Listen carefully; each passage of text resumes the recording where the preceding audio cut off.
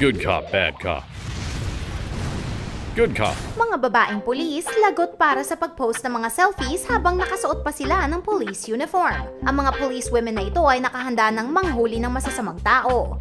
Pero bago ang lahat, selfie time muna. Hindi natutuwa ang NYPD at pinaparada ng mga officers ang kanilang sarili na naka-uniform sa Instagram na Blue Line Beauties. May policy ang department kung saan ipinagbabawal ang mga officers sa pagsuot sa kanilang uniform sa mga image sa social media. Pwera na lang kung kasali sila sa official ceremonies. Ayon sa isang NYPD spokesman, ang panuntunang ito ay para maprotektahan ng mga officers sa paglabas ng personal na impormasyon sa social media na maaaring ikapahamak nila. Pero ayon sa presidente ng Patrolmen's Benevolent Association na si Patrick Lynch, walang masama sa mga naka-uniform na officers sa mga litrato na pangkaraniwang tinatanggap naman sa social media. May at least 6 na officers ang humaharap sa 10-day suspension. Ano sa tingin nyo? Dapat bang payagang mag-post ng selfies habang naka-uniform ang mga pulis? O hindi?